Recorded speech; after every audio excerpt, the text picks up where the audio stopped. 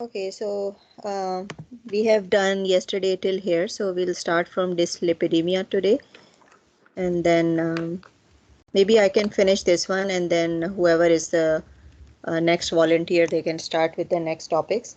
And I was thinking like it's better if we like discuss the important points, maybe at the end of the topic or something, just to highlight the important stuff at the end. So, how we will assess dyslipidemia in the certain population? So, the first thing is risk assessment and then treatment and stratification, right? So, for the risk factors, there are two standard like models that they are basically using. The first one is Framingham risk score, and the other one is cardiovascular life expectancy model. But this one, the first one is, I think, more common one, FRS, Framingham risk score. This one is used most commonly.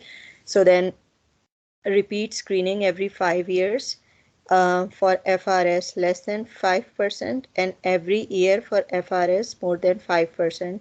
So this Framingham risk score is very important, and according to like the scoring system, then they reassess the patient. Like the screening depends basically on that. So who are the low risk people? Low risk are who are less than 10%. So basically this scoring system has like different things, I think, like age, gender, and other risk factors, everything, and then there is point system. So depending on the risk factors, then they are assigning in different categories.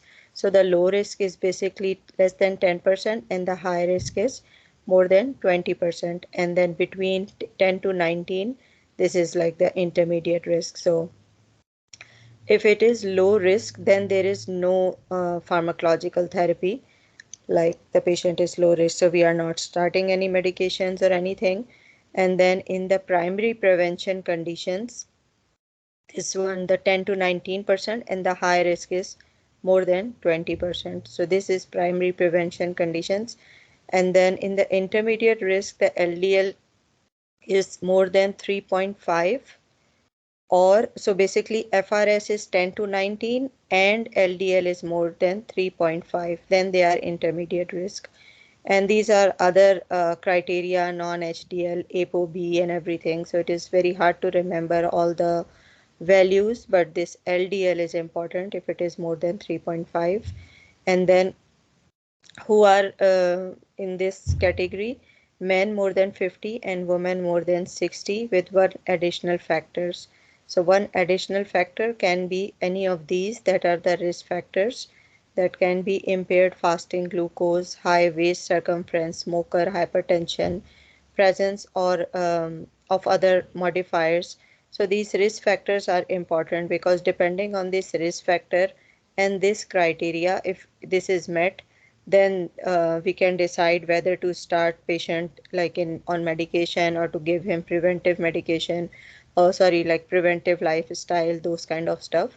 So these risk factors, they can put like one or two risk factors, and then they can ask like whether to start medication or do the non-pharmacological or certain things like that. And then this is high risk. And what are the conditions that we have to start statin right away? So this is basically statin indicated condition. If LDL is more than 5, then we are starting the statins right away. And also in genetic dyslipidemia. And also these three conditions are important: clinical atherosclerosis, abdominal aortic aneurysm, and most diabetic, like diabetic patients more than 40 and more than 30 and 25, type 1, and then microvascular disease and chronic kidney disease. Chronic kidney disease is also important because usually we forget like this is also statin indicated condition. So these conditions are important to memorize because they can ask, because these are the specific ones that we have to start the statin right away. So these signs of hyperlipidemia, I just saw the Dr. Kaina's lecture before, so I think she was saying to see all these pictures in Google because sometimes they can ask about these pictures of hyperlipidemia. So basically, these are different erythrometomata and then xelistemata and yellowish deposits, so they can give these pictures. So I haven't seen it yet, but I remember she said to Google it and like see it at least once. And then this one is in eye. So basically, in this, so this is no pharmacological. Then this is primary prevention conditions and statin-induced conditions.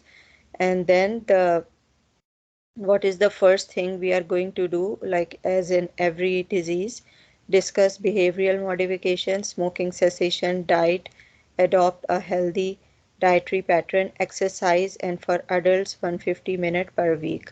So this number is very important to memorize because sometimes they are asking in the question like someone is coming and she's saying I'm exercising this much, so what is your recommendation, and then they ask so many things. So the answer is to exercise more, like to reach this goal.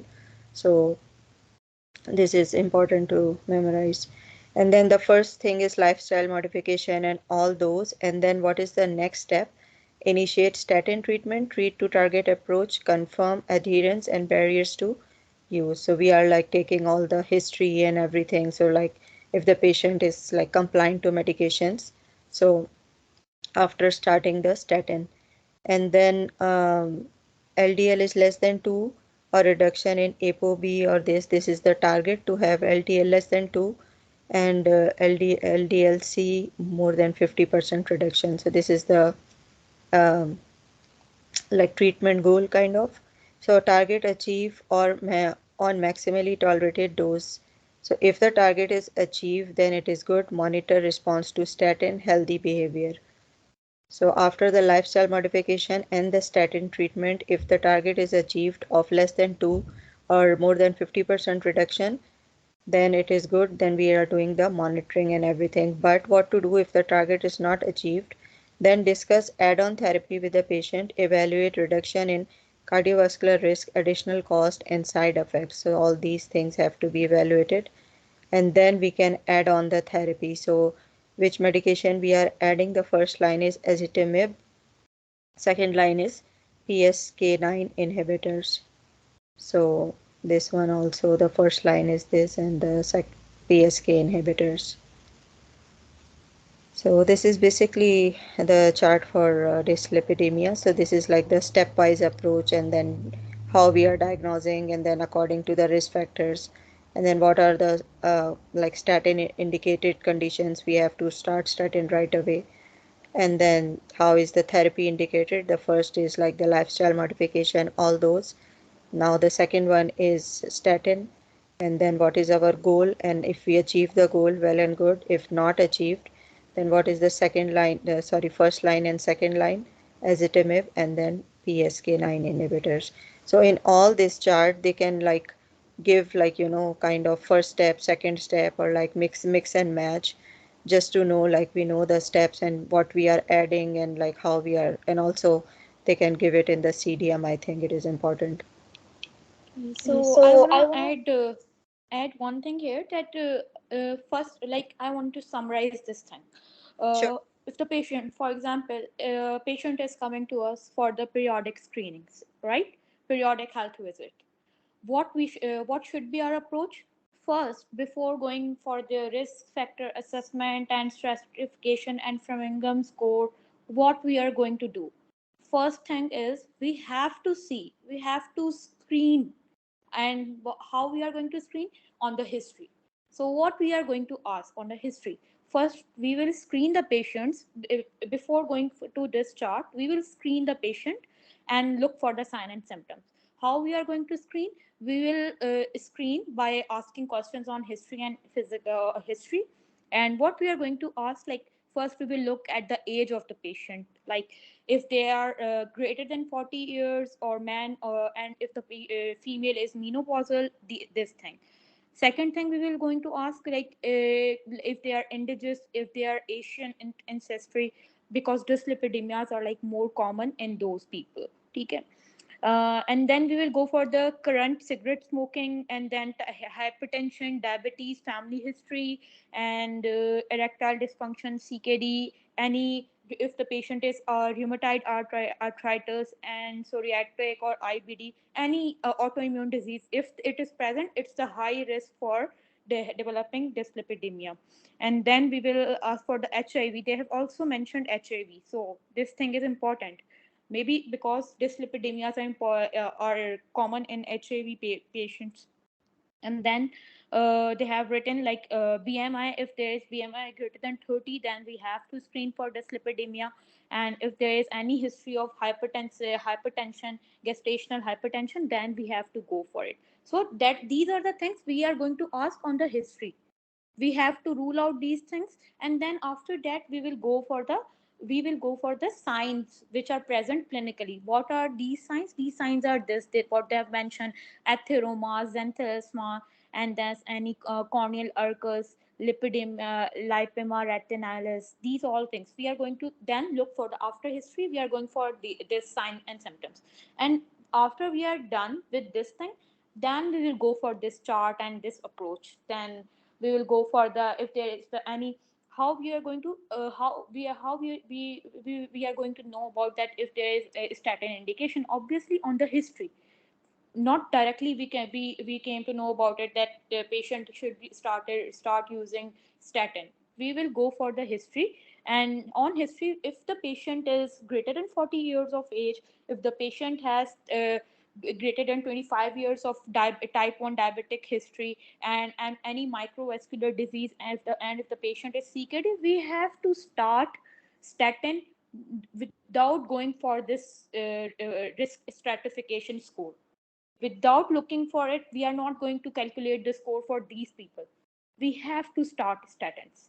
And if we have done the lipid profile and the LDL cholesterol is greater than 5 millimoles, then we have to start statins. There is no need to go for this risk stratification and going to calculate the score.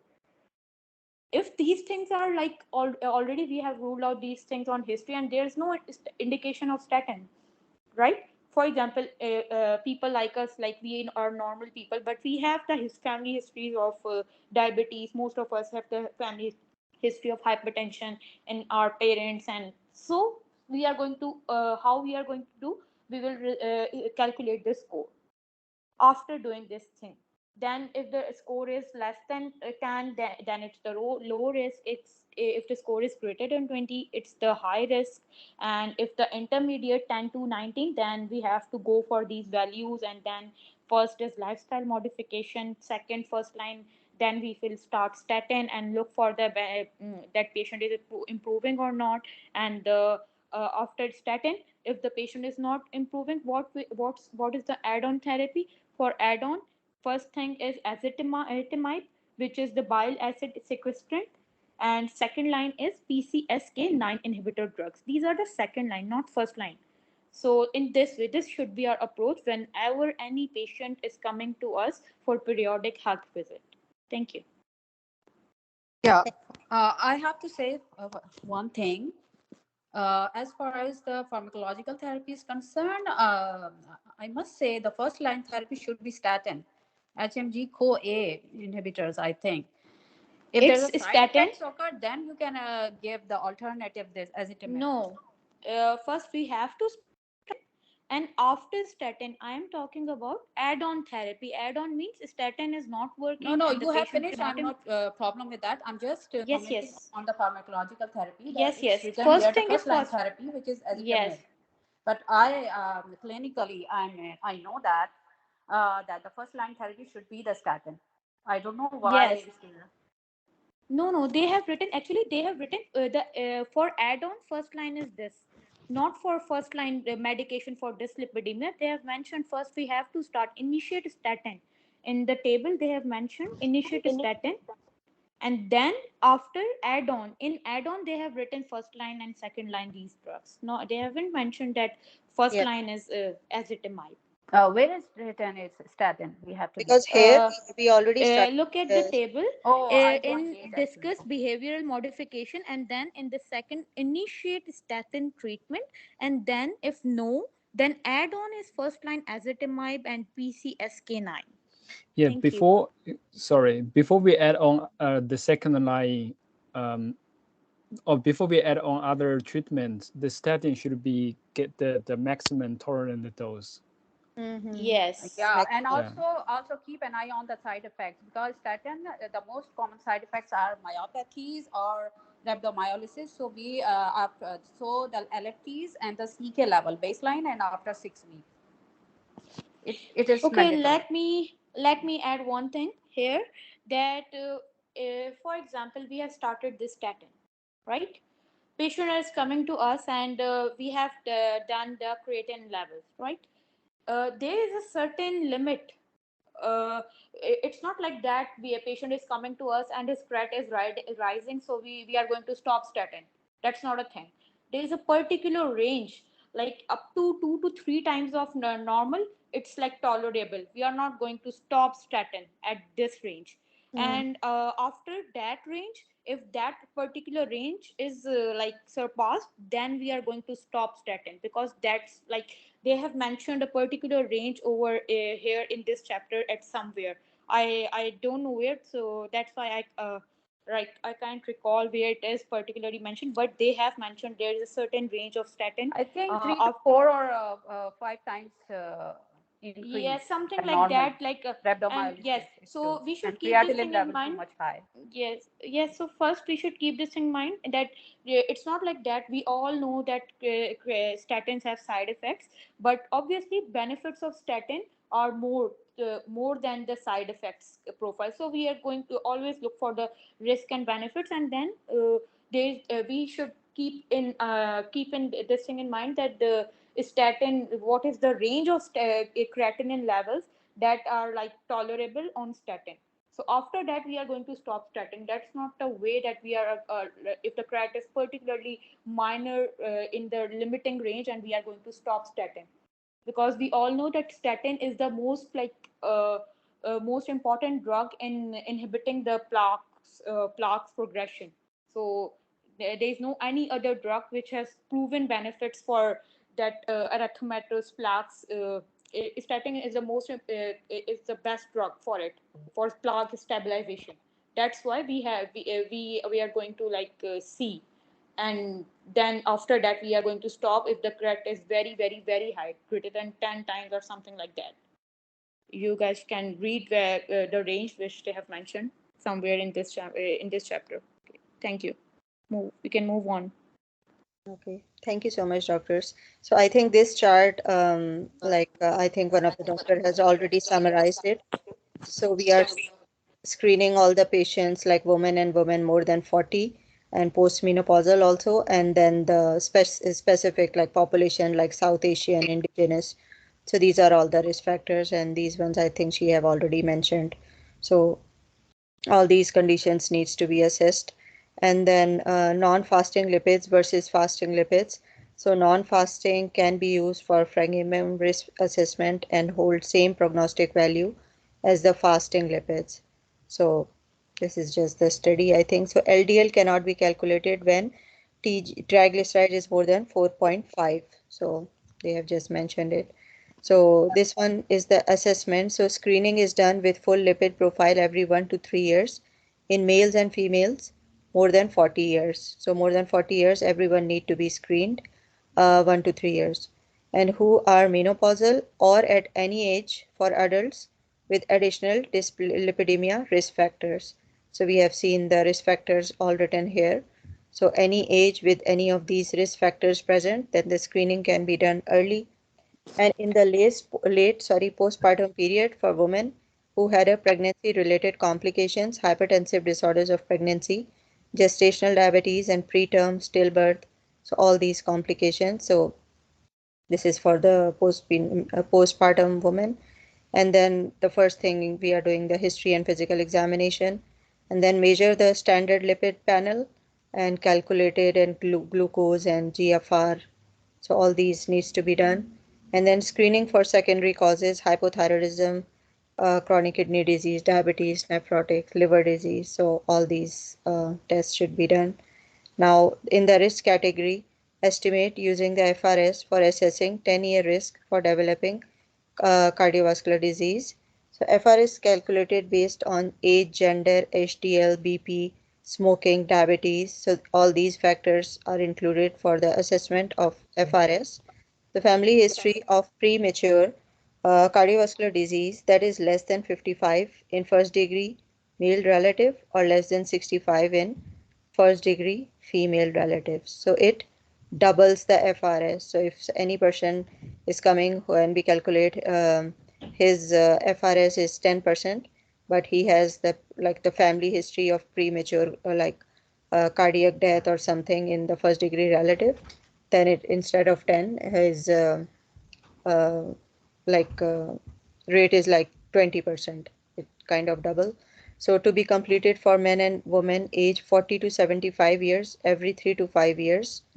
So this is the age bracket, and then CV age is calculated as patient's age minus the difference between his or her estimated life expectancy and the average remaining life expectancy of Canadians of the same age. So this is their calculation, and then used to increase adherence to therapy and reaffirm positive effect of the following therapy. Treatment decisions focused on LDL levels and FRS levels. So these are two main criterias. And then the alternative primary targets are apolipoprotein and non-HDL. But the first thing to see and monitor, like on which the therapy is based, is basically FRS risk and LDL. And then if moderate risk and LDL is less than 3.5, the treatment decision threshold shifted to apolipoprotein, and that is if more than 1.2 and non-HDL is more than 4.3. So the first, I think the standard is to check the LDL-C, and then if it is like in the less range, then we check the other parameters. So other targets include TC and then all this apolipoprotein and all the other lipid profile. So in the use with caution, when prescribing combining statins and the fibrate therapy, as there has been concern regarding the safety of certain combinations, potential increased risk of myalgia and CK elevation, myopathy, and rhabdomyolysis. So this needs to be monitored first. And then in the management, the first thing is intensity and type of treatment is guided by risk category. So the management starts from the risk assessment, and then use decision making aids such as best scientific medicine or whatever this website is. And then health behavior interventions can decrease LDL by up to 10%. Smoking cessation is the first one, most important. Then dietary modification, reduce fat, meat, sugar, all these things. And the third thing is physical activity, 150 minutes per week, and more than 10 minutes to reduce the cardiovascular risk. So the first three things health behavior is the smoking cessation, dietary modification, and physical activity. And then the second step is pharmacological therapy. And in the first line, monotherapy is statins, as we have studied before in the chart. And what are the risks of statins? Myopathy, rhabdomyolysis, myalgia, and if severe side effects, ezetimibe, cholesterol absorption inhibitor can be used for 19% reduction. So this is like the add-on. And then post-acute coronary syndrome. So cholesterol absorption inhibitors, ezetimibe in addition to simvastatin, reduce the mortality. Attained lipid target is less than 1.5 and improved outcome in high risk individuals. And then lower evidence of other agents. So the main one add-on is the ezetimibe, and then the other one bile acid sequestrants, niacin, and PCSK inhibitors. They have the lower evidence. And then how we monitor after giving statins. So all these tests needs to be done, ALT, CK, and creatinine, as one of the doctor already mentioned. So at the baseline and then 6 weeks later for signs of transaminitis or myositis. So we start with the baseline test and then repeat at 6 weeks. And then tolerate rise in CK up to 10 times. So the CK level, even if it is 10 times above the normal range, that is like tolerated.